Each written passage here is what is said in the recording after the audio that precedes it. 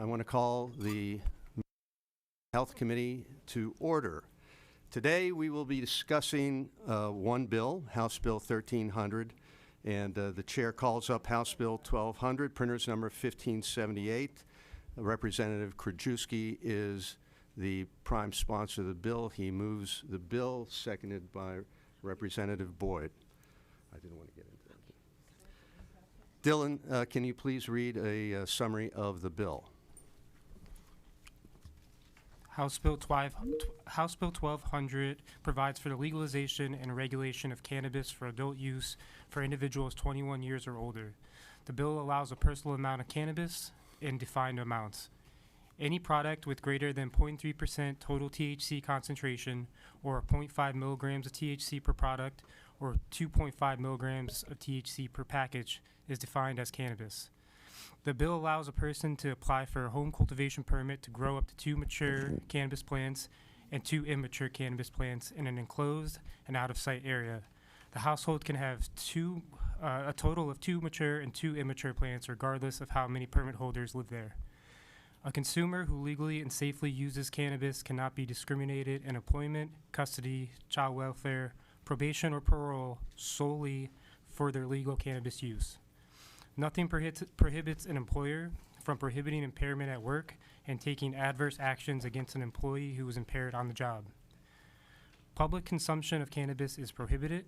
Cannabis may only be consumed in a private residence. It may be allowed in up to 20% of a lodging establishment or on the premises of an on-site consumption licensee. Anyone showing THC impairment combined with a blood test can be charged with a DUI. The bill creates the following penalties. Minors under 21 cannot purchase, possess, or consume cannabis. Any adult over 21 possessing, selling, or cultivating more than a set amount is subject to defined penalties.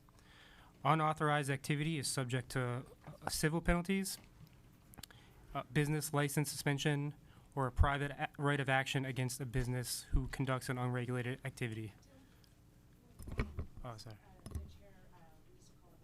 Oh, sorry. Devin, will you please call the roll? Mr. Chairman, point of order, please. Sure. Are we operating under, you had this brought to the floor with a second, and I thought we had changed those rules? I'm just trying to understand. Yep. Well, I mean, I think it's at my discretion. So. Thank you, Mr. Chairman. Mr. Chairman, second point of order. Sure. What are we attempting to do? Call the roll right away? Right. Yes. On the bill? No. Just call attendance. Okay. Attendance. Sorry. Mr. Chair, I'm sorry, I didn't Thank you. understand. No problem. Devin, will you please call the roll? Chair Frankel. Here. Representative Benham. Here.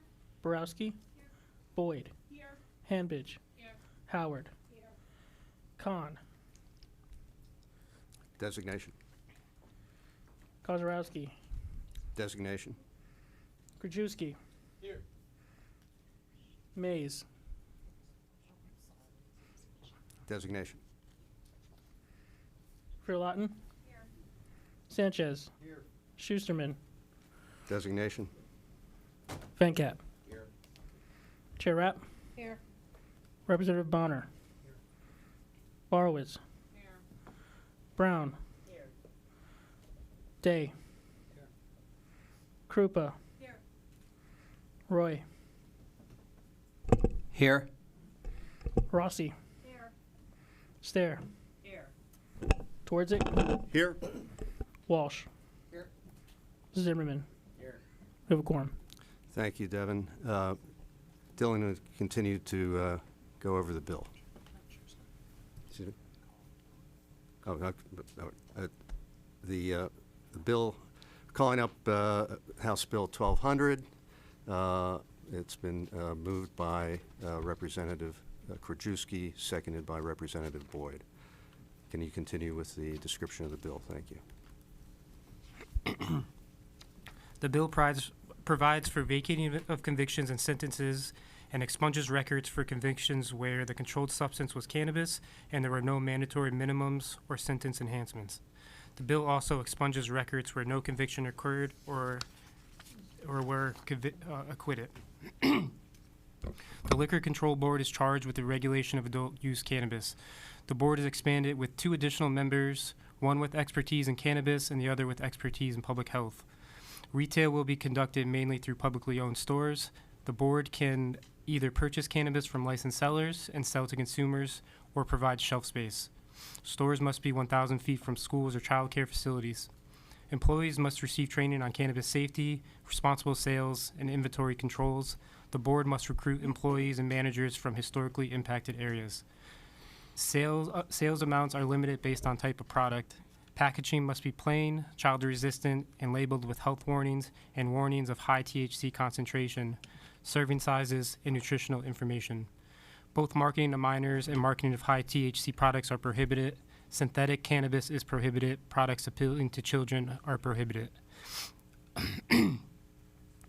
The board will license independent testing labs. Adult use cannabis products must be tested in a manner equivalent to the medical marijuana program. The bill also allows for lab oversight, including audit testing, data reporting, and inspections. The bill establishes 6 license types: microcultivator, cultivator, microprocessor, processor, transporter, and an on-site consumption license. Cultivator and processor license are chosen through a merit-based system.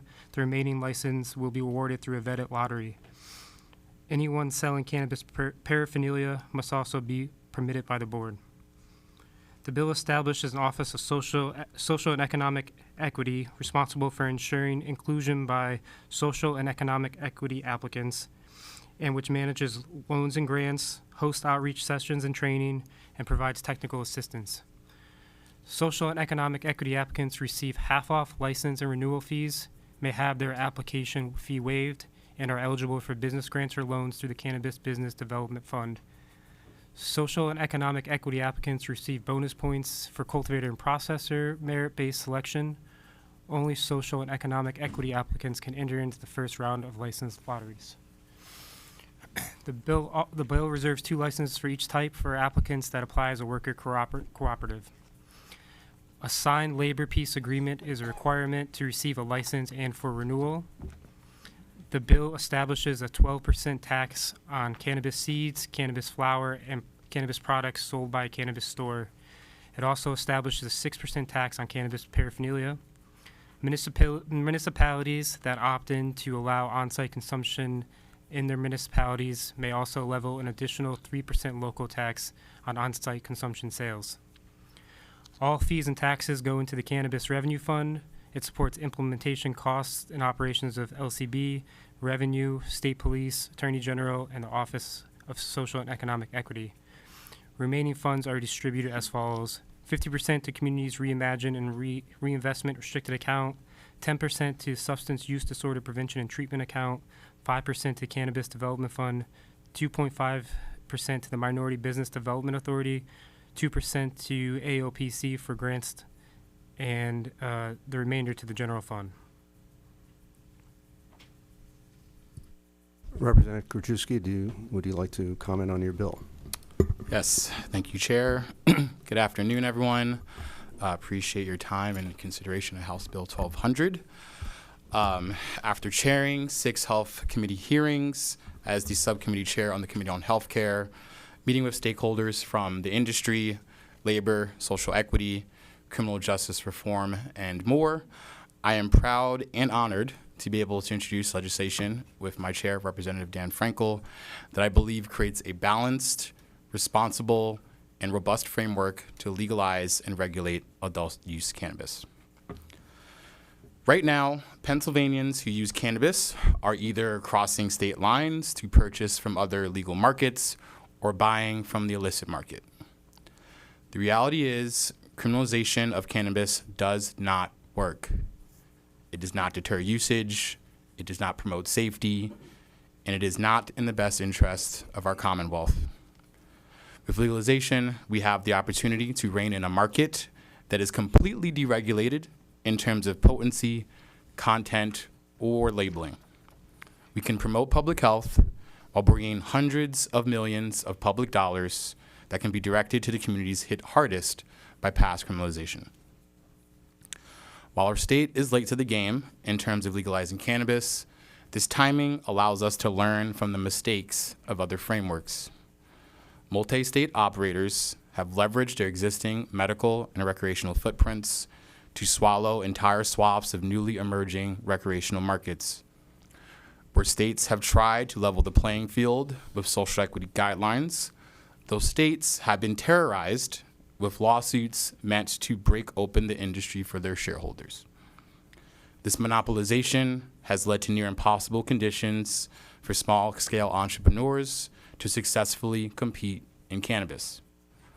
Instead of cycling through the same failed policies, our bill takes a bold approach in proposing a hybrid system of publicly owned, publicly accountable retail stores, while maintaining social equity and small business advantage license programs in small-scale retail and the entire supply chain. This model will not only ensure stability and public accountability in the legalization of cannabis, it will double the amount of public revenue we stand to receive, dollars which we desperately need to make investments in communities throughout our Commonwealth. Our bill centers social equity, public health, entrepreneurship, worker justice, and economic justice. I thank all of the committee members for your engagement in this process, and I ask for your support on House Bill 1200. Thank you.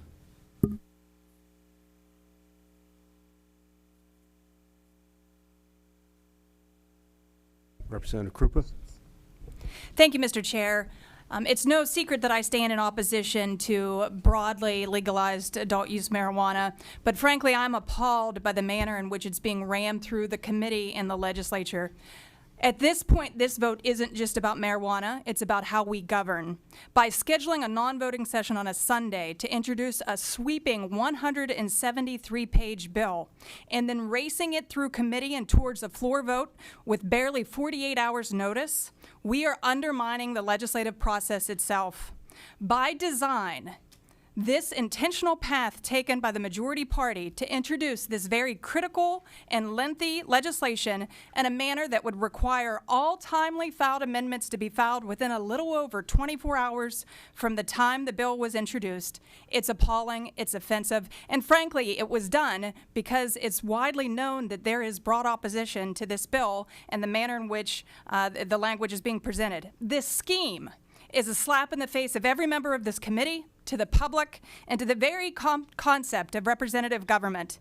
Pennsylvania's sunshine laws were written to prevent exactly this kind of backdoor policy making. And while this technically may comply with the letter of the law, it is a complete betrayal of the spirit. The people of Pennsylvania deserve time to read and to react and to be heard before life-altering policy is rammed through this chamber.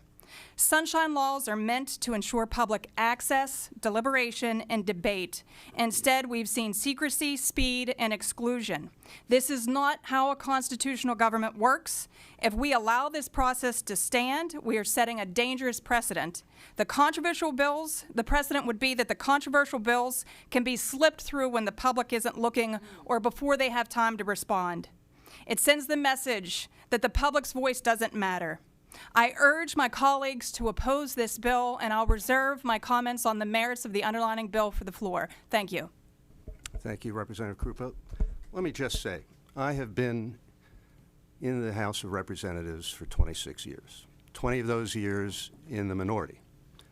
And I have seen, bills, controversial bills, come to a committee and on the floor without any kind of transparency.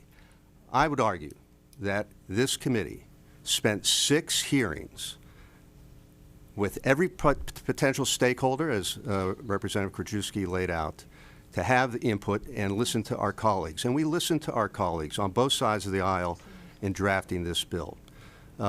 This has been a transparent process. It has taken into consideration input from every potential stakeholder.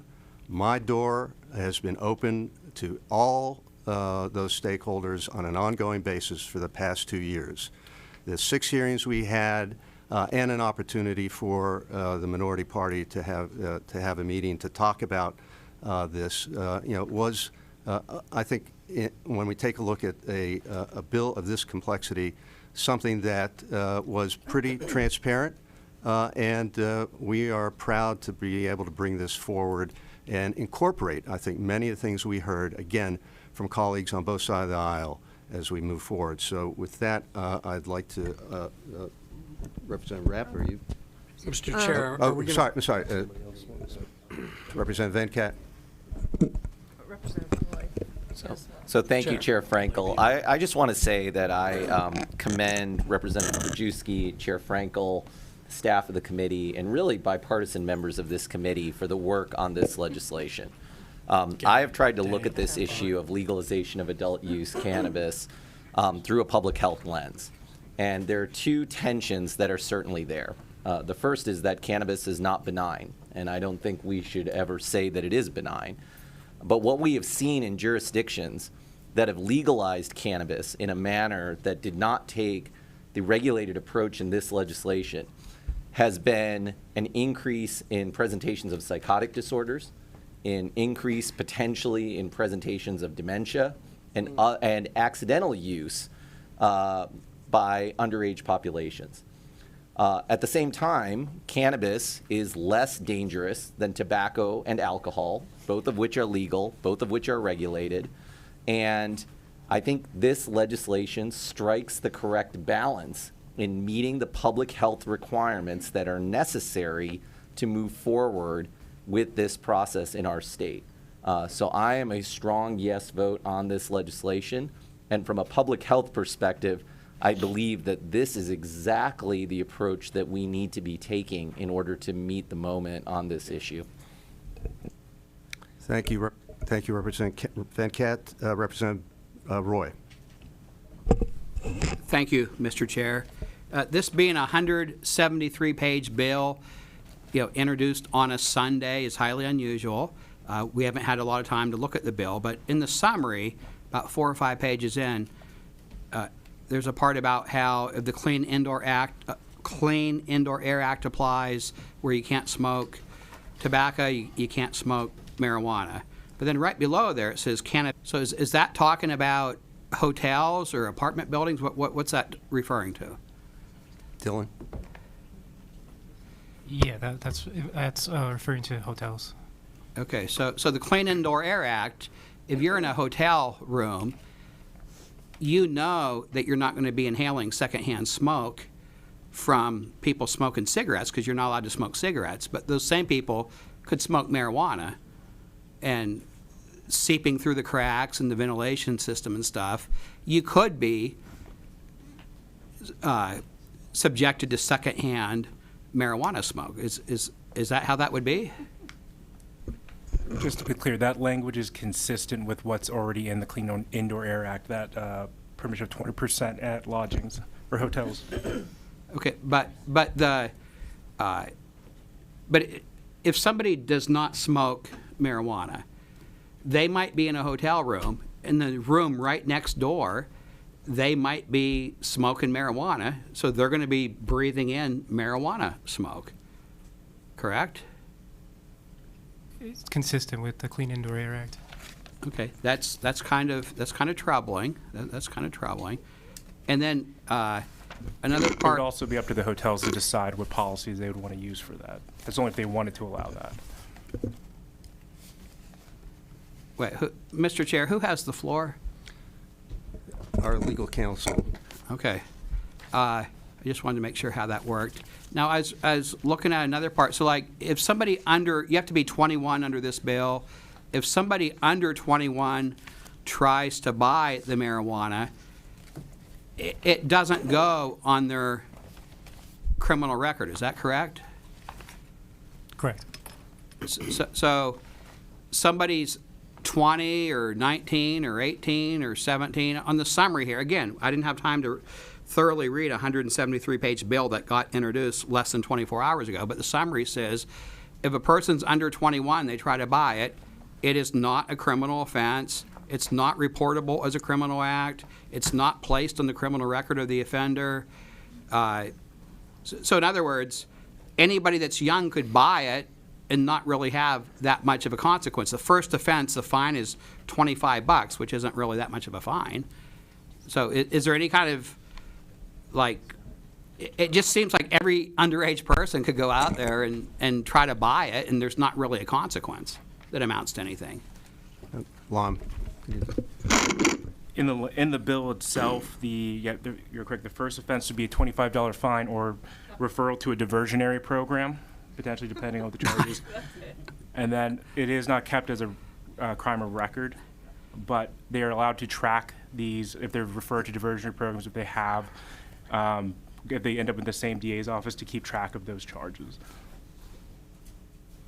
for a second and third offense. Okay, well, I think the bill would essentially encourage people under 21 to go ahead and try to buy it, because if you get caught, there's not really going to be a consequence. Thank you. Representative Krajewski, you want to respond to that? Sure, just to speak to it a bit, I think that's actually one of the highlights of our model, is that we have a public entity that has very strong protections to deter underuse purchasing. I would also say what we have outlined in this bill, in my opinion, is appropriate to other products that we have that are legal products, such as alcohol or tobacco, where we are not attempting to put a criminal record on a youth. We're trying to defer, and we're trying to deter them from using the product illegally, but we're not trying to ruin their lives by adding a criminal record just because of making an irresponsible decision. Thank you. Representative Khan. Thank you, Chair Frankel, and I want to thank the maker of the bill, Representative Krajewski, Representative Frankel. I can say as a member of the Health Committee, this is my second term in the House, and I remember last year, just countless meetings. I felt like there was always, every time I turned my head, there was another hearing about marijuana. So I want to give props to you both for the process that you've sort of brought this bill to our attention, welcomed input. A couple of things I want to say as a healthcare provider. The first is that what I appreciate in this bill is that this is using a state store model, and kids is what comes to mind in that. And so that model adds protection, a lot of protection. These are people who are used to dealing with it. The second point is Dr. Venkat, Representative Venkat, made the point about some of the issues with psychoses. And a lot of times that's happening because these marijuana products are more potent than anyone ever imagined, more potent than it's found naturally if someone would just smoke marijuana or make it into an edible themselves from the plant.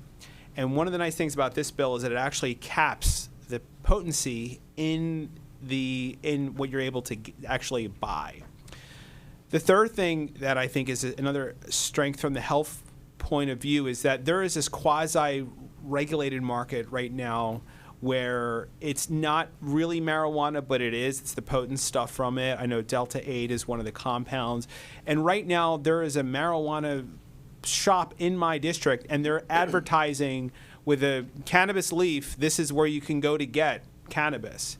And I thought it wasn't legal yet. I thought that was our job in the legislature. But this bill actually addresses that. We know that cannabis is out there. You know, I'm one of the people that in this Commonwealth who has never tried cannabis. Maybe I'm not cool enough. No one ever offered it to me. But the reality is that half of Americans, I'm guessing this is adult, but Gallup showed that half of Americans have actually tried marijuana, and it's not even legal. So it's already legal. It's out there. It's high time that we regulate it. So I applaud you working on this bill. I know this is not going to be the finished product. It still has to go through the Senate, but I think this is a really a good bill, and I appreciate the opportunity. Thank you to vote on it. Thank you, Representative Khan. Representative Bonner.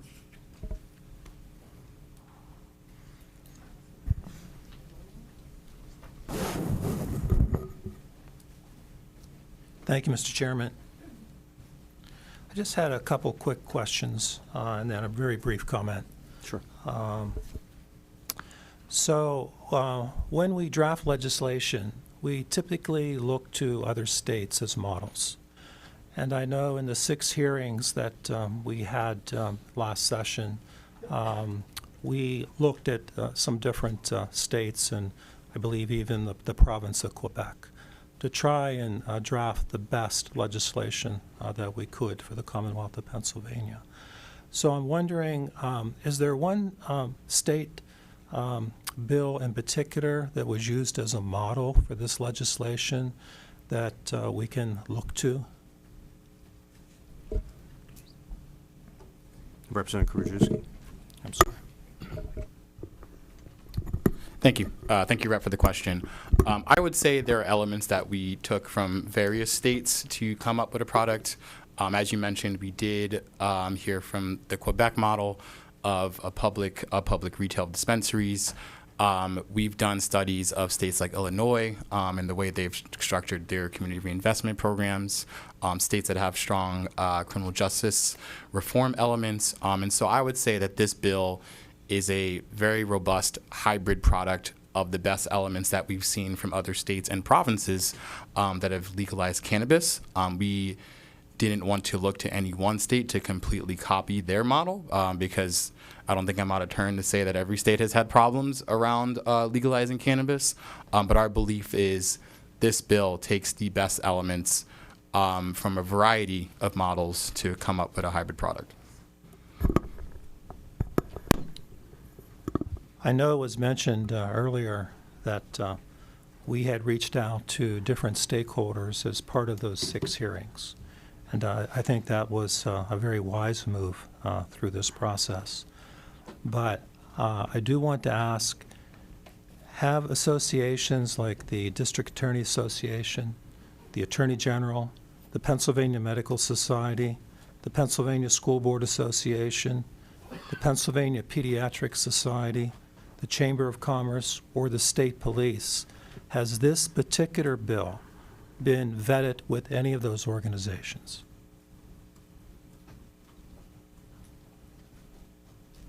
We have not received specific feedback to this specific bill from any of these organizations. Everyone who received the legislation on Sunday night received it at the same time. So because of that, we haven't gotten every piece looked at. I will say that conceptually, and I don't, for those who attended the subcommittee hearings, Rep. Schemmel had some specific requests for testifiers. We did bring in a Dr. Lynn Silver, who is a pediatrician from California, who was deeply concerned about the impact on young people's mental health at the request of Rep. Schemmel. We had, I think, the former district attorney from Colorado come in, who has been following cannabis there. And I think what we heard from them was, please do not repeat the missteps of other states. If you will be legalizing cannabis, and we recognize how much of an unregulated market exists already, and so that there's a direction toward that, please look toward a public retail, publicly accountable model that will put public health first. I know that I attended all of those hearings, found them to be very worthwhile, and I was very appreciative of the chairman in conducting those 6 hearings. Even though I am opposed to the legislation, I thought that the process last session in looking at different states in the province of Quebec was very helpful in understanding the issue. Before I make my final comment, however, my last question, under this bill, do municipalities have an option to say they don't want a cannabis store in their locality? Or is this solely a state-imposed obligation? I know I represent many communities that do not allow the consumption of alcohol. And so to say to all our municipalities, you have no choice in this matter, that's a very significant deviation from how we have approached significant issues when we're dealing with mind-altering drugs or products. So just wondering, do municipalities have an opt-out provision in this legislation? So in regards to the retail dispensaries, they do not. The reason for that being is we've actually seen from states, California being, I think, chief among them, that having an opt-in policy as part of legalization can actually grow the illicit market because you have a patchwork of systems in regards to legality. And so what you have is you basically have a micro version of what we already have right now of people crossing, instead of state lines, they're going to be crossing county lines to either go where cannabis is legal or not. So opt-in as part of a legalization framework has actually counterproductive in terms of prohibiting the illicit market and in trying to promote a uniform protection policy around cannabis. The one thing I will mention as part of our bill is we also have licensing opportunities for small scale consumption. So think of something like a coffee shop or a lounge that is opted in. So that is something that municipalities would have to authorize locally to have those businesses in their counties. Let me just add to that. I would say that, given the liquor store model, I mean, it's going to be very limited in terms of, access. It's not going to be what we've seen in other states, other cities that have legalized. We see marijuana stores all over the place. There's very little control. Just walk down streets in Manhattan and get a sense of what's going on. In addition to that, this bill will basically shut down, I think, something that has blighted many of our communities, which are these vape stores that are selling THC products and bring them to, regulate them or put them out of business in terms of at least selling those types of vape products that provide THC. So I think from that standpoint, this is going to improve an already kind of like Wild West environment for THC products that exist in our community. I know my neighborhood in Squirrel Hill, my business district, in the last 5 years, I've got a dozen, on Forbes and Murray, if those of you who know that, a dozen vape stores selling THC products with signs on the street, as Representative Krajewski said, with a marijuana leaf saying, no medical card needed here. So from that standpoint, this bill really, I think, limits the retail operations the illicit ones that we see now, and has a very controlled footprint that looks like the state store model for liquor.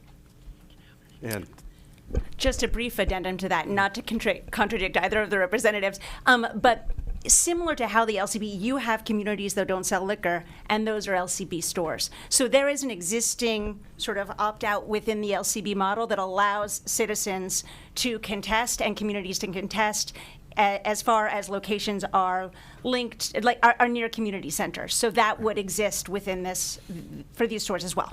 I think, however, the bill does give the board the authority to purchase or lease buildings, and it does give the community a fairly limited right to make an objection in court if it is near a school and maybe a church, I think the language may say as well. But certainly for a municipality to not want to offer marijuana for sale, the bill does not give that municipality that general plenary right to say no. And then just a final comment, and I do appreciate the chair's accommodation to me. As I said all along publicly and to the chair himself, I thought that last session was just a very open, fair process that I truly was thankful to the chair for conducting 6 hearings on this matter. And interestingly, in those hearings, we really had a true representative viewpoint on the legalization of marijuana. And I was hoping that when this bill was introduced, we would have some time to study it and also have a hearing on the merits of this bill. And that is apparently not going to occur in this case. None of the critical organizations that I mentioned have had any opportunity to review this bill and offer their comments. And I can tell you in the field of law, the devil is always in the details. And the details are not yet well known to the members of this committee. I've made myself about halfway through this bill. And to have a hearing today and to vote on this today, I think is being very unfair to what we have done in a very trustworthy manner over the last session and does erode at the good work that has been across the aisle, taken in good faith, where trust has been built on this issue. In my judgment, this will be the most important vote I cast in my tenure in the General Assembly. And it's one that I think the members and the state at large should know the details of this bill before it's voted upon. And to rush it through this week in such a quick manner, I join my colleague, Representative Krupa, in her comments. So with that being said, I make a motion that we table this bill until we have had an opportunity to have a hearing to study the merits of this bill and get the input of those critical organizations who deal in law enforcement and deal with our children. Because this bill is going to have impact not only those who are with us today, but on generations to come. And this bill is just too important to rush through in a period of 3 days. I second that motion. It's been moved and seconded to table House Bill 1200. Speak on the motion. Yeah. Who's Gary. Representative Day? Thank you, Mr. Chairman. Mr. Chairman, I appreciate the work that you have done, but I'm going to be supportive of this motion to table. And I think it's important, Representative, just the comments that were just made, and also Representative Krupa's comments really articulate most of what I wanted to say about this. What I want to bring to this discussion is that I left the legislature. I left the House, I should say. And when you leave the House, you start to look back. Like, you think about it now. Representative just mentioned he thinks this is going to be the most crucial vote that he makes in his tenure. But when you leave, you will look back, and you will look at the mistakes that you made, the times that you didn't go with your colleagues across the aisles, the time that you didn't go with your own colleagues on your side of the aisle, or did, and you shouldn't have. And with that, I think about Pennsylvania as if we were architects building a golf course. We make the sand traps in the water larger. And I think our colleagues up here answering these questions of working very hard to make that new sand trap we're putting out there, or maybe it's an existing sand trap that he's trying to neaten up the edges and make smaller. And I appreciate that. But when I look at this, I feel like it's just so wide. And I think the representative's comments just prior to mine and other ones talk about the legislative process. I too had 6 hearings during COVID where we sunshined the information about what was going on. I respect the chairman. I've served with him this is my 15th year serving with him. He does outstanding legislative work. He did outstanding legislative work in the minority. He knows the minority's role. The minority's role is to make these proposals better, to shave off, make those sand traps smaller with you when you're trying to put a proposal like this through. When we look at this and we think about the regret we may have, it may come from not using, we are supposed to be the expert legislators in the House on this committee. We're supposed to be the ones that take extra time and put that into it, whether we're in favor of an issue or against it. And that collective together is supposed to bring the best for Pennsylvania forward. By stepping past that, and Chairman Frankel is correct, there were some things that were stepped past that, and almost every one, I can look back and say that was a mistake. We should have spent more time. We should have listened more to the detractors, the minority, and try to make the effort better for Pennsylvanians. This is such an important endeavor that we're doing and deciding for Pennsylvanians. I think it's important, although it's very palatable to know that we've got to get to the Senate and get their input. We've got to go to the governor and get his input and his staff's input, that we don't skip this part. Have a hearing. The hearings that were there, I'm sorry, I misspoke there. The hearings that you had gathered the information like we did during COVID. They produced this piece of legislative, it's an initiative, it's a proposal. Put that out there for public display. take the hits and arrows. They're not, they can't stop you. All they can do is make your proposal better. So with that, I'll be supporting the motion to table, and I appreciate the chairman for allowing me time to have comments. Thank you, Representative Day. Look, we've discussed this legislation thoroughly. We've had 6 hearings on this. We need to move this conversation forward. Pennsylvanians are expecting movement on this as the only state in the region that does not have a legal market. I think there is an expectation that we move this process forward. This is what this is about. We have our concept here, which I think addresses so many important issues that were brought up during our hearings. I'm asking members to oppose the motion to table so that we can move this process forward and over to the Senate. With that, I'll ask for a vote. Devin, will you please call the roll? Chair Frankel. No. Representative Benham. No. Borowski. No. Boyd. No. Hanbidge. Designation no. Howard. No. Khan.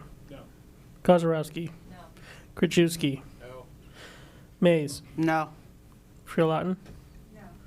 Sanchez. No. Schusterman. No. Van Cat. Designation no. Chair Rapp. Yes. Representative Bonner. Yes. Horowitz. Yes. Brown. Yes. Day. Yes. Krupa. Yes. Roy. Yes. Rossi. Yes. Stair. Yes. Twardzik. Yes. Walsh. Yes. Zimmerman. Yes.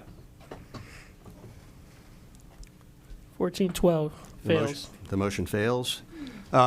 We back on the bill. I have Representative Rossi, Representative Twardzik, and then I'm going to turn to Chair Rapp and myself for closing comments, so we can all get to. Excuse me.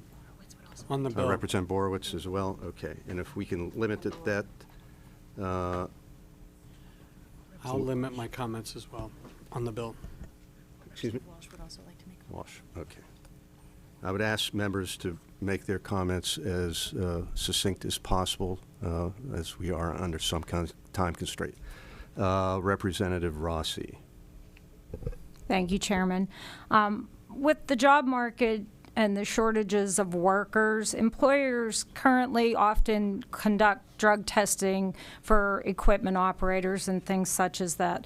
When someone fails because marijuana is illegal, companies I've talked to say they offer treatment. They've had several employees that they were able to get off the drug because it would ultimately end in termination of that job. With this, they would be actually using marijuana legally.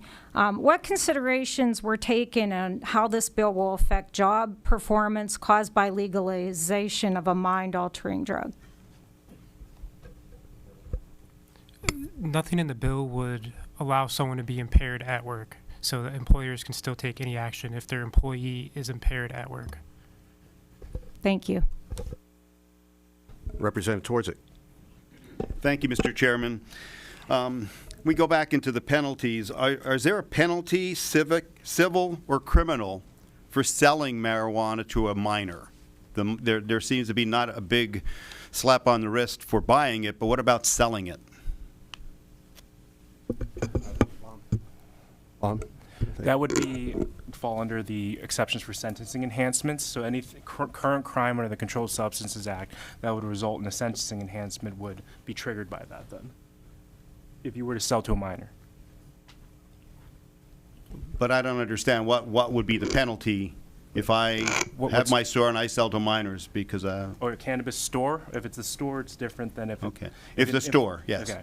A store, well, the employee could be punished. They would have the same crimes as what would fall under the Controlled Substances Act as selling to a minor then. Currently is in law. Would still apply. Okay, thank you. Mr. Chairman, appreciate it. The last, I attended all 6 hearings also. It was very interesting. We learned certainly a lot. One of the testifiers that we brought aboard was Judge Cheryl Allen. And she had some interesting comments that it's, you don't do it, that there's no right way to do a wrong thing. and that we can pursue the criminal justice reform, public health care improvements, and workforce development without selling our future to an industry that's built on addiction. And my fellow chairman, Paul Schemmel, said this is the first time he's actually been asked to vote for a bill that he knows is going to harm people. So I'll remain a no. Thank you, Representative Twardzik. Representative Borowitz? Thank you, Chairman. My concern here and the question would be about, I read it said the child welfare protections. So it says use or evidence of use of weed can't be the sole basis for action by a child welfare agency unless the weed use puts the child in danger. So my question would be, so would a parent being high be considered as a child being in danger?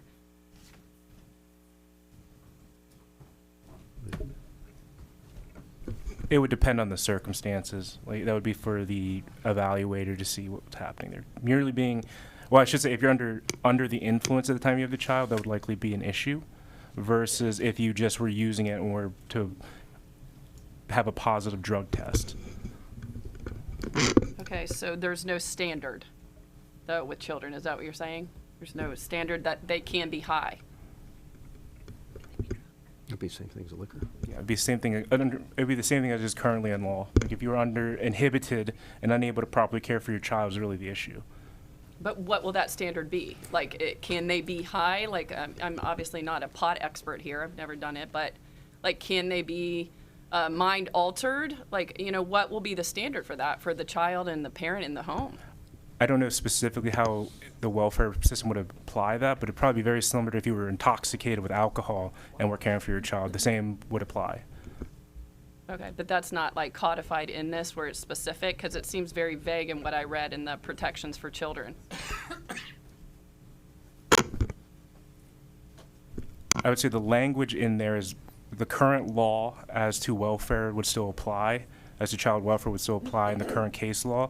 So they would just be applying that in the situation with marijuana, how you can't just base it solely on them using marijuana, but you would base it on their intoxication and their actual ability to care for the child at the time. Okay.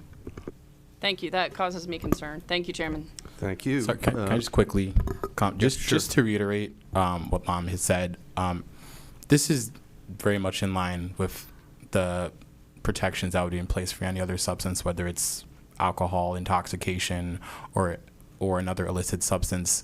I think it's fair to say that you should judge it based on the impairment of the individual. So I just really want to reemphasize that point. Thank you. But they can be high, basically. It would be based on their impairment, but they can be high with the child present in the home.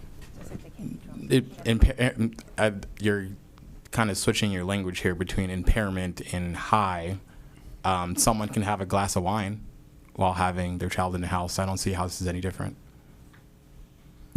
It is a mind-altering drug, so yeah, that's my concern. As is alcohol.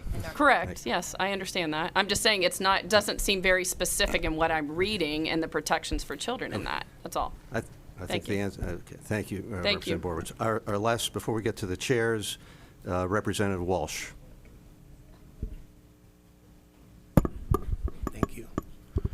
Thank you, Mr. Chairman. I just have a couple of questions and then just one comment on this bill. Regarding the labor force in Pennsylvania, we are already struggling with our labor force in Pennsylvania, especially in child care, construction projects. You know, you don't want people up on 40-foot ladders doing work while they're impaired.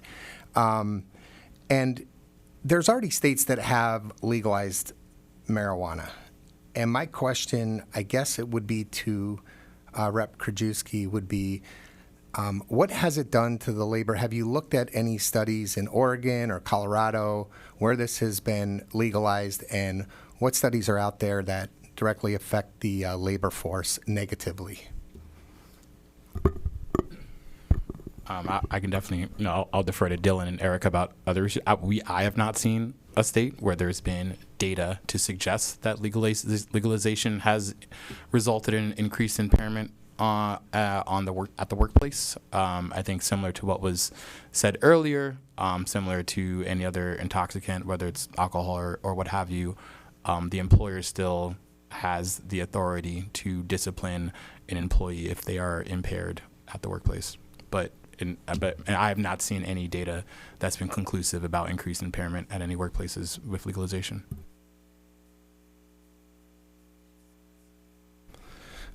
Okay, so you haven't seen any studies positively or negatively regarding the labor force? Because that's a big concern. We're in a crunch here in Pennsylvania with our labor force, and this is even going to tax it more. Did someone else want to speak? I did. Actually, thanks so much for that question. I did just look it up. Thank goodness for Google. And the Cato Institute did a study on this. I think the conservative think tank. They noted there is some evidence that recreational the marijuana legalization is associated with modest employment gains for Hispanics and people older than 30. We conclude that legalization of recreational marijuana has few adverse labor market effects for most working age individuals and may generate small benefits for some. And I'm happy I'll send that around to Mike and the committee. Yeah, thank you. I'm just surprised that research wasn't done before this was introduced, that's all. My second question is in relation to Oregon. Oregon just completed a 3-year test of restorative justice model, decriminalization regarding drugs, and they are now reversing their decision as of September 1st of last year. Why would we try to go down the path when we have a 3-year example of, and this isn't a question that you have to answer, of course, but I don't think it's appropriate to go down an avenue that another state has already gone down. They realized they made a dramatic error, and now they're trying to put the toothpaste back in the tube, and it's going to be a mess there for a long time. And my last statement is regarding that these are only going to be sold at state stores, and this isn't going to turn into the wild, wild west. Well, in the bill itself, it states that you can get a permit at home. If granted a home cultivation permit under subsection C, an individual who is a resident of this Commonwealth and 21 years of age or older may cultivate, process, and otherwise possess up to 2 mature cannabis plants and 2 immature cannabis plants for use by the home cultivation permit holder without holding a cannabis cultivator license or a cannabis processor license under this act. That sounds like the wild, wild west to me. Thank you. Representative Krajewski. Yes, thank you for your questions. So one point of clarification, Oregon decriminalized all drug usage, which is not what we're doing with this bill. This is specifically about cannabis, which I think we can all say is a completely different decision in terms of, so I don't think it's actually a one-to-one comparison. Secondly, our bill is very explicit about having a lot of protections in regard to the usage of cannabis, not having responsible labeling, advertising, caps on potency, stop preventing underage usage. We also have dollars appropriated for substance abuse awareness and treatment education, because we also, we want to be responsible about this. We're not just saying, go out and purchase however much you want. We want to be clear that this is about promoting responsible public health regulated usage. And so I actually believe that this bill takes very seriously addressing addiction, addressing a substance abuse disorder.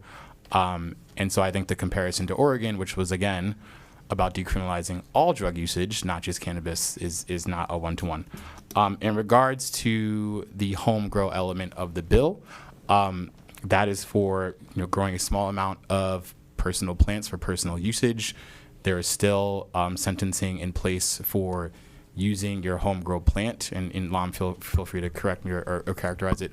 But there are still penalties in place for using your home grow plant to try to sell cannabis personally. So the idea that this kind of creates a Wild West is inaccurate, because we still have protections in place to prevent patients who have their personal plants from selling to other people. And just to add to that, it is permitted. So it is not as though anyone can grow. You would actually have to apply for a permit from the state in order to get authorized to have plants at home. And then there are strict requirements about tending those plants and keeping those plants safe. Like, not not safe themselves, safe from unauthorized access. Representative Walsh, does that conclude your comments? Mr. Thank Chair, you. on the bill. Who's that? Was Representative Day. Oh, yes, Representative Day. Go short. Check that. Do you want me to belay? Go ahead. Thank you, Mr. Chairman. I tried to limit my comments before to tabling, but I did have two quick questions, and I appreciate your indulgence.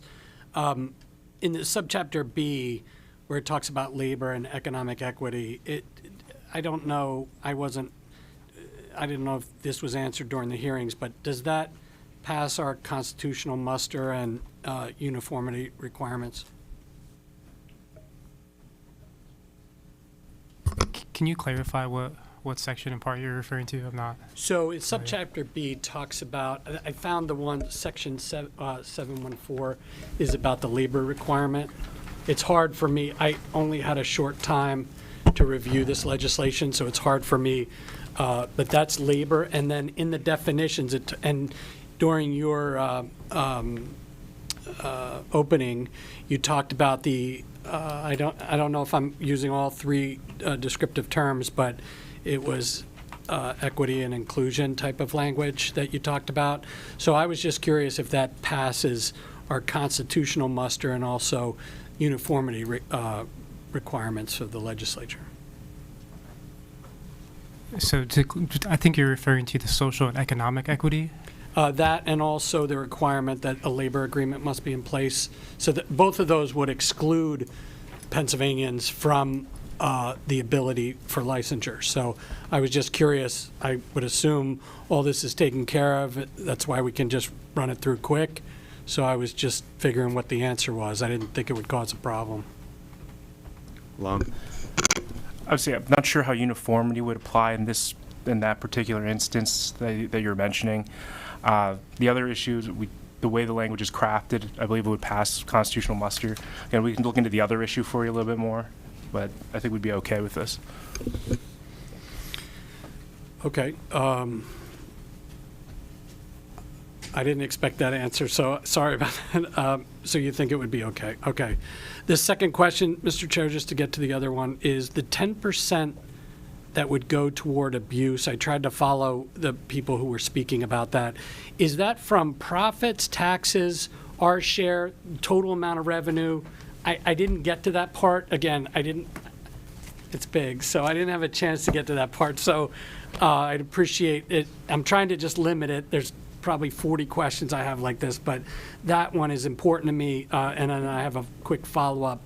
How is that, what 10% is that of? So that would be taxes and revenue? So the part that the share that the state would be receiving from taxes? Taxes and revenue if they were to sell it through a cannabis state store. Okay. And how was that number come up from? Because I followed some of the hearings last year, and I know that they had talked about the unexpected need in this area. So I was curious, was it a dollar amount that you thought would be sufficient, or how did you decide that? Because what I was seeing that, what I'm concerned about is the tax is a percentage of the revenue altogether, and then this is a percentage of that, which makes it a very small amount of the economic activity will be generated and directed toward cessation and abuse issues. Representative Krajewski. Sure. So 10% is generally kind of in line from where we've seen other states in terms of appropriating a percentage of proceeds from cannabis sales towards substance abuse treatment. I also want to stress this is going to be in addition to all the programs that DDAP already does in regards to substance abuse disorder awareness. So we're actually bolstering our Commonwealth's funding for substance abuse disorder awareness generally. And I will say, just in terms of the 10%, with our model, right, we are actually growing the amount of money that's in that pie, because as Dylan said, we would have both the proceeds revenue and the tax revenue. So based on our estimates in terms of projected dollars, we're still talking about tens of millions of dollars that would go towards statewide drug treatment awareness. So I think it's in line with other states that have appropriated money for drug treatment, but also with our model, we actually stand to be able to put tens of millions of dollars towards that kind of awareness and education. Thank you, Representative. I appreciate that answer. And Chairman, thank you for your indulgence. Thank you, Representative Day. I'm now going to turn to Chair Rapp for our concluding remarks. Chair? Thank you, Thank you, Mr. Chairman. First of all, I wanted to state before I really begin my remarks as there is a big difference between legalized alcohol and the fact that under federal law, marijuana is a Schedule I controlled substance, and that is the biggest difference. So there are many more restrictions regarding marijuana, which is still a Schedule I drug, than alcohol. Yes, I can agree they can both cause impairment, but federally, alcohol is not a Scheduled I drug. Marijuana is. So, and Mr. Chairman, also, I do want to acknowledge too, because there were several references regarding the hearings. And I do appreciate the information that we gathered from the hearings, but it was last session, and we have new members this session, both on the Health Committee and in both caucuses. So the new members probably did not avail themselves to looking at those hearings. So I do not believe are as informed as those of us who sat on those hearings last session. And I do thank you for the information that we did glean from those hearings. But I know it comes as no surprise to you, Mr. Chair, that I oppose the bill for many reasons. And it's not solely because of its intent. To say I'm disappointed by the procedural handling of this bill is an understatement. I've been here a long time too, Mr. Chairman. I've seen it before, and I would agree with you that both sides have been guilty of this type of thing, but that doesn't make it right. And so I think that anytime it does happen, whether we're in the majority or the minority, we have an obligation to the public and to the taxpayers to point it out that this is not procedurally how we should operate. The language of the legislation before us was only made public yesterday evening, and no copy was provided prior to the posting on the House voting schedule. This condensed time frame gives members and staff little to no time to read all 173 pages. I came over early this morning, printed it out, and I still have about 30 pages to go myself, Mr. Chair. Let alone being able to comprehend its contents before being considered in committee. Floor amendments are due at 1 p.m. today, and we haven't even passed the bill out of committee yet. This gives members on both sides of the aisle very little opportunity to offer valuable changes and/or additions. The timing was clearly planned and intentional. Based on our experience last session, I had higher hopes. During the 23 to 24 legislative session, the House Health Committee held 6 hearings on the topic of marijuana legalization. While we may not agree on this issue, Mr. Chairman, I have to say I appreciated your thoughtful approach to analyzing such a divisive topic and honestly thought the testifiers were very informative and did a great job. However, this hasty display we are faced with today, revealing a bill on a Sunday evening to push it out of the House only 3 days later, is the opposite of transparency. We are dealing with an issue that impacts the well-being of our Commonwealth's residents and our society as a whole, and especially our children and our young people. It's going to have a huge impact. The people of Pennsylvania, young people watch ads and read advertising, no matter who it's targeted for. It's kind of like when I was much younger and watching The Marlboro Man on TV, and probably most of you in this room don't even remember that. The people of Pennsylvania simply deserve better than to have a matter of this magnitude rushed through the legislative process. There are many outstanding concerns I have that the bill does not address. To name a few glaring issues. First and foremost, marijuana continues to remain a Schedule I substance at the federal level.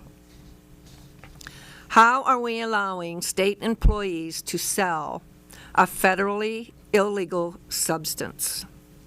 The LCB has no history of expertise in marijuana, yet this bill grants the board very broad authority to regulate the sale of cannabis.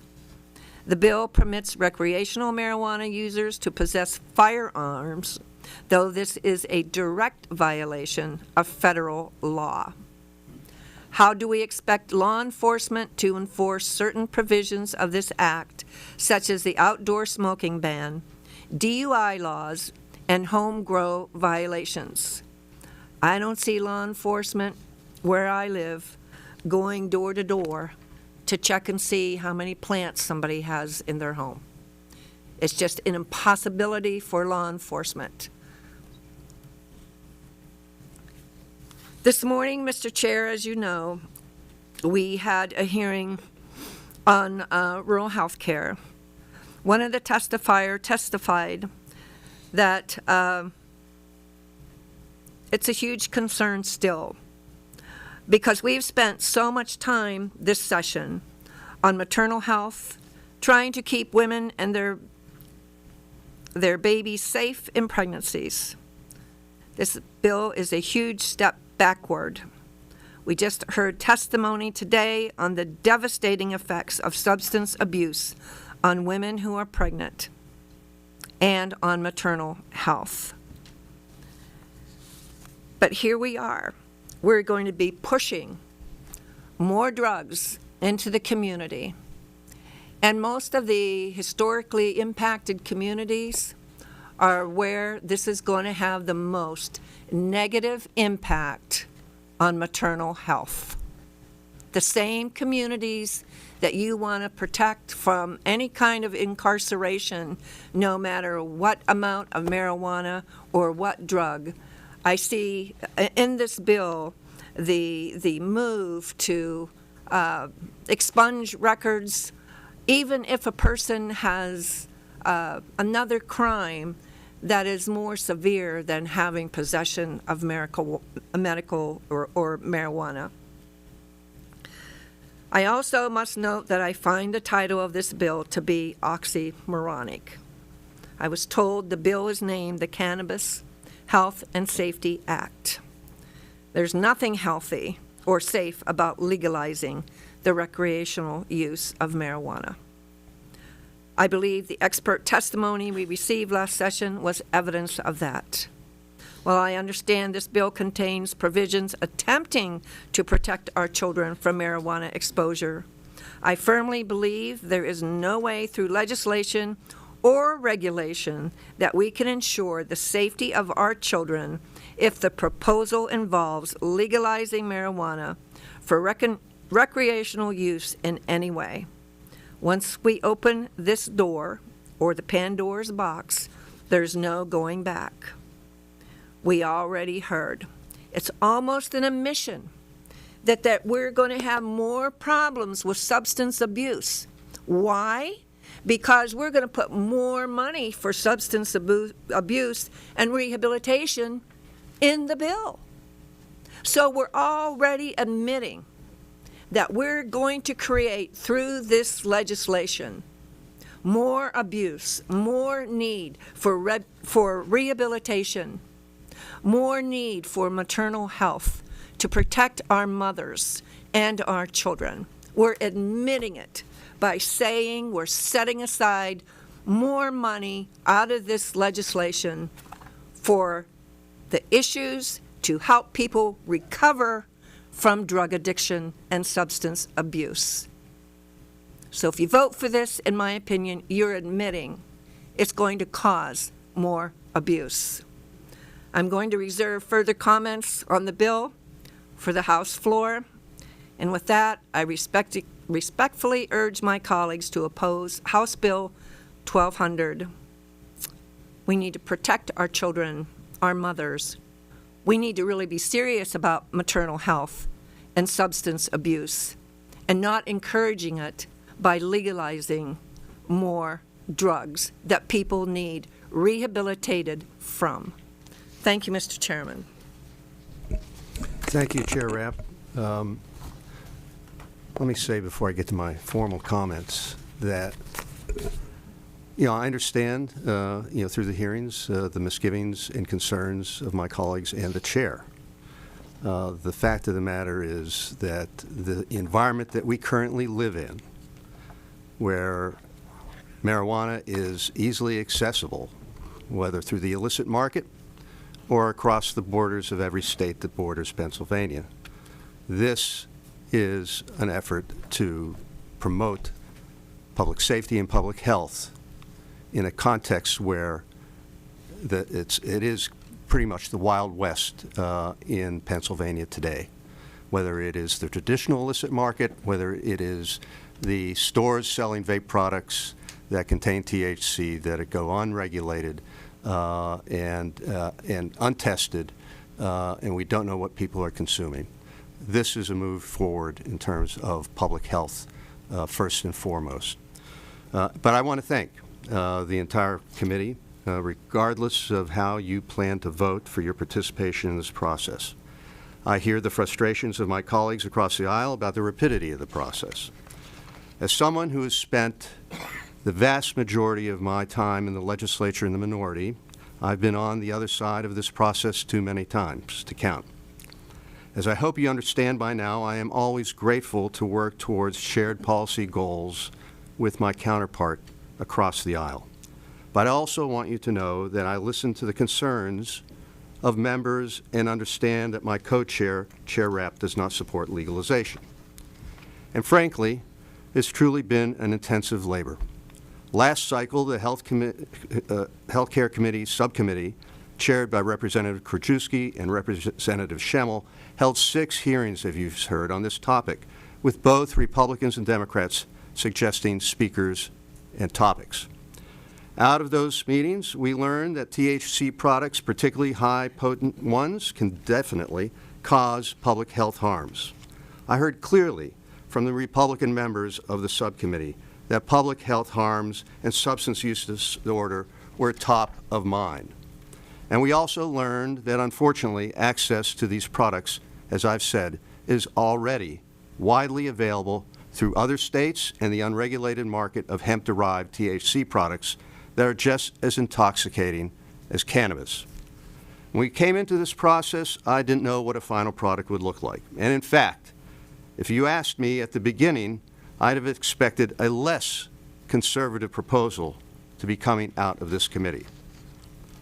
But our collective study leads me to believe that this model is the best way to meet our goals of protecting public health, maximizing real opportunities for small businesses, protecting our workers, and ensuring that the products that are sold can go back to fund programs to help Pennsylvanians. I credit my Republican colleagues with helping to inform the clean indoor air provisions, the labeling and advertising provisions, the THC caps, and even the public retail model, which our committee heard was the strongest way to protect public health. I want to thank Representative Krajewski for his lengthy work on this bill, and for the entire committee for the time spent in trying to understand this complex issue. Our staff has spent countless hours, and I want to thank the staff of the committee, thank leadership staff and the Democratic caucus as well, for the hours and hours and hours and days and weeks that went into crafting this bill. And with that, members, I would ask for a vote, a positive vote. Thank you. Devin, will you please call the roll? Chair Frankel. Aye. Representative Benham. Yes. Borowski. Yes. Boyd. Yes. Hanbidge. Designation, yes. Howard. Yes. Khan. Yes. Kozrowski. Yes. Krajewski. Yes. Mays. Yes. Otten. Yes. Sanchez. Yes. Schusterman. Yes. Venkat. Designation, yes. Chair Rapp. No. Representative Bonner. Horowitz. No. Brown. No. Day. No. No. Krupa. Roy. No. Rossi. No. Stare. No. Twardzik. Just say no. Walsh. Zimmerman. No. The ayes are 14, the nays are 12. Passes. House Bill 1200 will be reported as committed. I want to thank the members of the committee for their thoughtful input, both today and through this whole process. The meeting of the House Health Committee is now adjourned. Thank you.